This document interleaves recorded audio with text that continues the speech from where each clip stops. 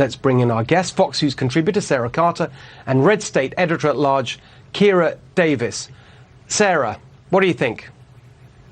Look, I think you couldn't have said it any better. The foundation of our school systems, our public school systems, is rotten. And no matter how you try to dress it up, Steve, it will fall apart because the foundation is rotten.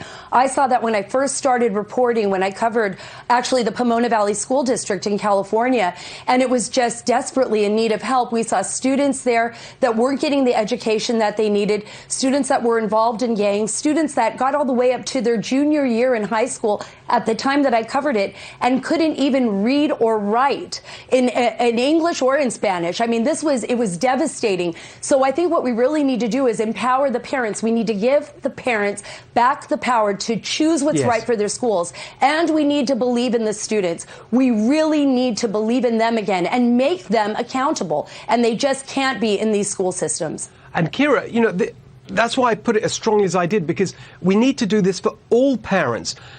It's all very well charter schools. Before that, you and I have talked about that. Great. But there's just a few of them, kind of, you know, little pots of honey here and there, while you've got this rotten system. We've got to get rid of the whole system. All parents need to have the choice that today only the rich and Democrats seem to be able to get.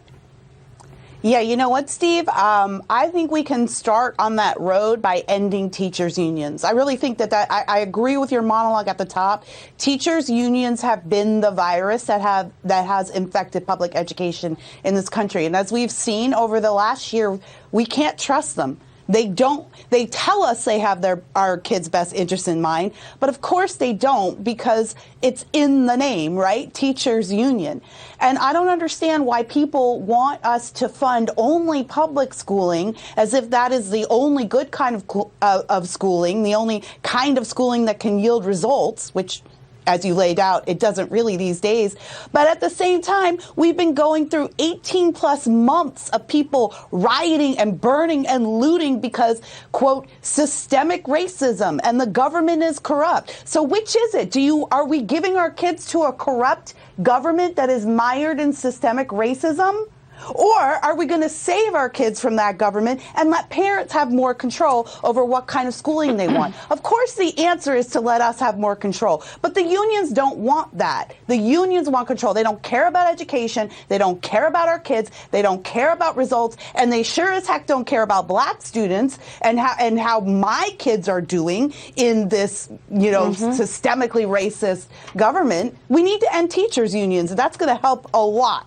Yeah, fix this. That's right. I mean, if anyone is the systemic racism, they are the systemic racism. Right. And it's completely entwined with the Democrats. They're one and the same. The teachers' unions, the Democrats, is basically the same thing. And they give us all these lectures about racism and point the finger at Republicans, and they're the ones that are keeping, especially, as I noted, black and Latino and minority kids down through these terrible failures. Sarah, I mean, what do you? I mean, look, as I said, I applaud Republican governors and legislatures that are sort of moving forward with these kind of moves in the direction of reform. But I just wanted to really highlight that proposal I mentioned towards the end in California.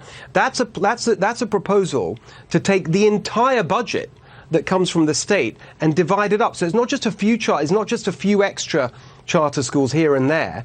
It's all the money being divided up between all the parents, and then effectively abolishes the whole concept of the local school district with the local bureaucrats deciding what happens.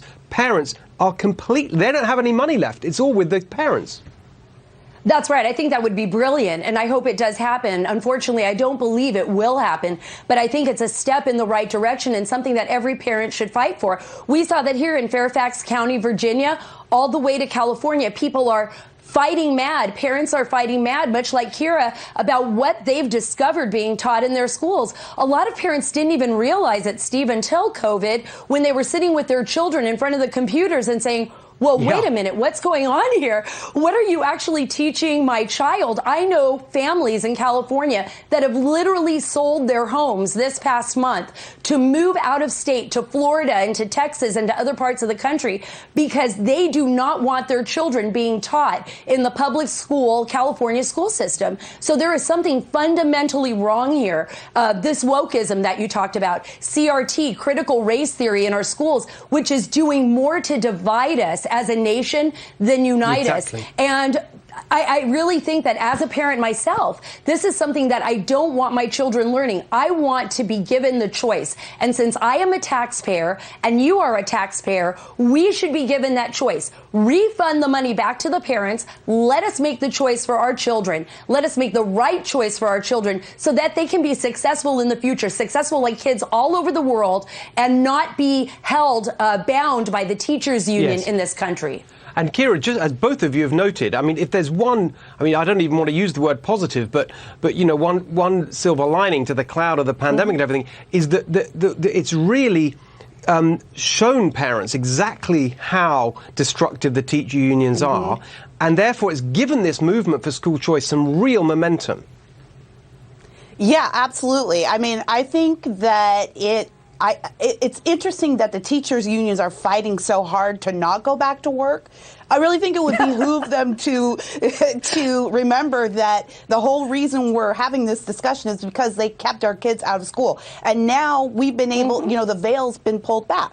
We've been able to see what's going on behind the scenes. You know, I told this story once. I was sitting in a diner and listening to a couple next to me, a young couple who were teachers, and they were complaining about going back to school last fall. And the female teacher said to her partner, her dinner partner, you know, I don't mind going back to school online. I don't mind the Zoom schooling, but what I don't like is that the parents can see what I'm teaching, and I just don't think that parents should be able to see what I'm teaching. And I mean, I was on vacation, and so my husband was like, "You will not respond." but I mean that is a very good example of the attitude. Yes, the attitude that many public school teachers have, thanks to the unions, which is that they are the parent, and that we're just some kind of like helpless, hapless bystander. But these are our kids, so this money should be ours. Yes. We need to end teachers' unions, and teachers, you don't have to be in a union. You have the right to leave your union and still work. Very Absolutely. good. That's great discussion. Thank you both, Kira. Exactly right. Sarah, we'll see you a bit later on in the show.